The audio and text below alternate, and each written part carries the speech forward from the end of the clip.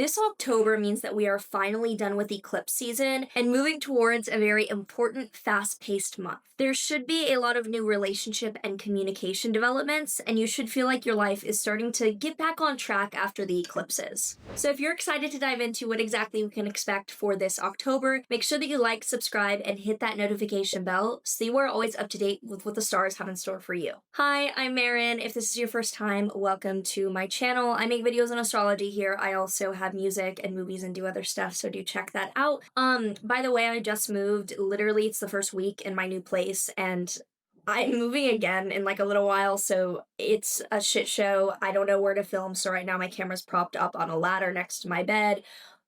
It's a mess, I know. Cats, I know. So getting into this October, like I said, there's a ton. There's a ton going on, so let's just get into it. So this whole month, Uranus in Gemini is going to be trine Pluto in Aquarius. Basically, Uranus trine Pluto shows that you could have sudden inspiration to get into obsessive drive on things. Like, you could have a blast, or I'm saying this so weirdly, I'm sorry, it's so late. My hair looks so good, so I was out taking pictures, and it's just a while. Anyway, you could have like a flash of inspiration or an immediate source of interest in something, and that ends up driving you towards a full-fledged obsession. And so there's a lot of good momentum this month from like inspiration to lead to dedication. Now, from the 1st to the 2nd, Mercury in Libra is squaring Jupiter in Cancer. So on the 1st to the 2nd, communication looks extremely optimistic and uplifting. If you're looking to announce anything, say anything, start anything that is like logic or communication, this is a really good time to do it on the 1st to the 2nd because it shows good, happy communication. Now, on the 3rd, Venus is going to be conjunct the South Node in Virgo. This is rather deep and sad. It's not bad though. Basically, Venus in Virgo already shows that in relationships and in love, we might be more critical, nitpicky, and trying to solve problems than just be unconditionally loving. And the South Node is an energy of non-attachment, release, purging, or overall apathy. So Venus crossing the South Node could show that you are clearing out patterns or feeling as if you are letting go of parts of yourself that were once solving problems in relationships. So basically, you could feel like, okay, this is what I need to resolve or do. That's not worth it. I'm going to let that go. I'm going to change my relationship to problem solving in relationships. Specifically, this could happen if there's like a repeating pattern or something in your life that keeps showing up that is clearly, intended to not be there anymore necessarily. Then on the 6th, Mercury is entering Scorpio. From the 6th onward with Mercury in Scorpio, this shows a lot more intense focused communication, less people pleasing, more cut dry honesty. Then on the 6th, also, there's an Aries full moon. I have a full video on this full moon that will be coming out, but this full moon is actually pretty positive and looks more like a neutral celebration or high point. It does not look like a really severe ending or anything to be worried about. It just looks like around the 6th, you could have a lot of like energy or a lot of activity in your life to culminate or celebrate something. Then on the 13th, Venus is entering Libra.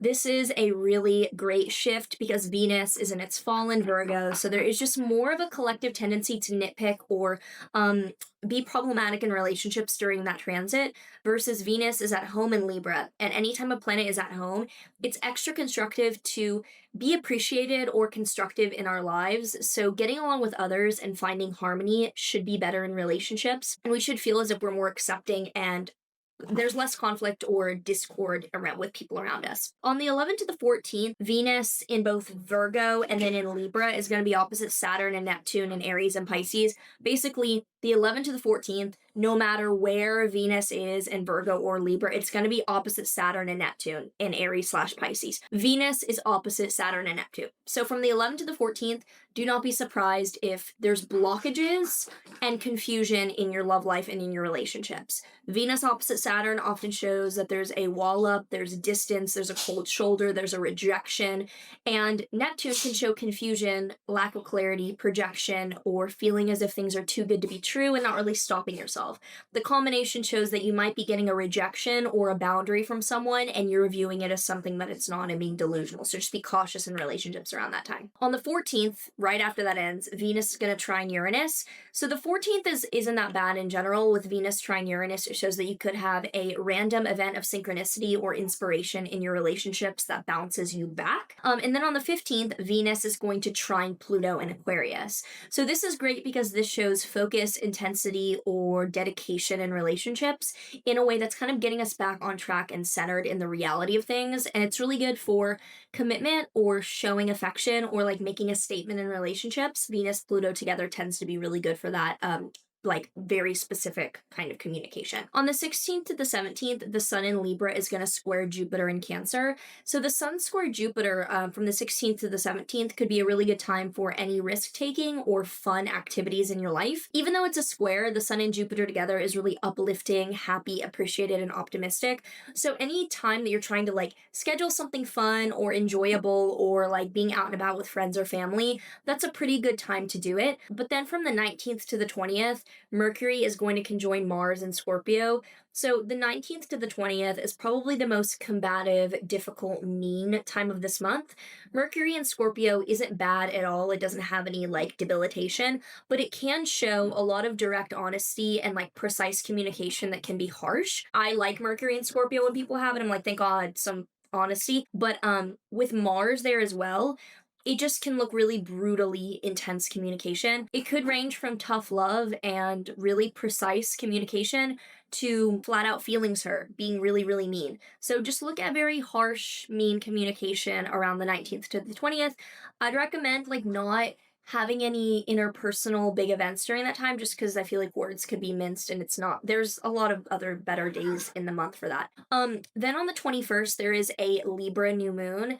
This new moon in Libra is opposite Chiron, so there could be a new beginning about something that we want and we're excited about, but directly triggers a pain point in like an opposing area of life. So for example, if you're starting something new at your job, it could immediately make you worried about like scarcity or your home life. So it's a new beginning about something that's amiable and we're excited about moving forward with that like harmony or balance, that Libra kind of quality. But with the opposition to Chiron, just be aware that this new beginning could trigger a memory or an insecurity of something that you have in a different area of your life that's a little bit touchy for you still. Now, from the 24th to the 25th, the Sun in Scorpio is going to square Pluto in Aquarius. So the Sun has entered Scorpio as of then. There's definitely a darker, more intense, less people-pleasing quality now that there's so much in Scorpio. And this pretty definitively shows that the 24th to the 25th, you could be suspicious, paranoid, or really cautious about others' motives. You could feel as if you need to either manipulate or be involved in these kind of dynamics, but just be cautious about anything that feels manipulative or strong-willed or like you're playing or being played from the 24th to the 25th. Sun square Pluto, I have it, is just not fun to live with. I'm suspicious of everyone. So on the 27th, Mars in Scorpio is going to trine Jupiter in Cancer. This is an amazing day to get things done that require effort or teamwork or just a really positive attitude for accomplishment. Mars trine Jupiter is great for uniting like effort with Mars and optimism and wisdom with Jupiter. So great day. From the 28th to the 30th, Mars is then going to trine Saturn in Pisces. So right after that Jupiter trine, it trines Saturn. That is really good for stability, maturity, and acting with like stability and rationality. So the 28th, honestly, the 27th to the 30th with Mars trine Jupiter and then Saturn, great days for overall wise, happy, and also smart decision making with your effort. And then on the 29th, Mercury is going to enter Sagittarius and immediately oppose Uranus and Gemini. So the end of the month could end with some shocking, random communication. The communication is going from Scorpio precision to Sagittarius word vomit, so the end of the month could feel like random oversharing trigger word vomit territory, but it's gonna pass by like the 30th. So I don't think I have my tarot cards anywhere. Oh wait, no, I do have my tarot cards. I got these out of the box for this video. So the tarot card we have here for this October is the Ten of Cups. Oh, that's so sweet. Okay, this is like the happy ending card. Literally, see the fucking rainbow. There's a rainbow and everyone's dancing. This is like happy ending. So there's an ending and like, okay, we got out of that. Like, okay, Yay, it went well, it was okay. That's kind of the vibe of this October, that you're gonna be culminating and happy with how it ends up. That's kind of the vibe, which is nice. Like, there's a lot going on, but none of it's like bad, basically. So I hope that this was helpful. I forgot to mention as well, I do have Maren AI, which is an AI version of me that can talk to you about your charts. You can check that out in the description. Let me know how you're feeling about this October. I hope that you are doing well, and take care. How there is one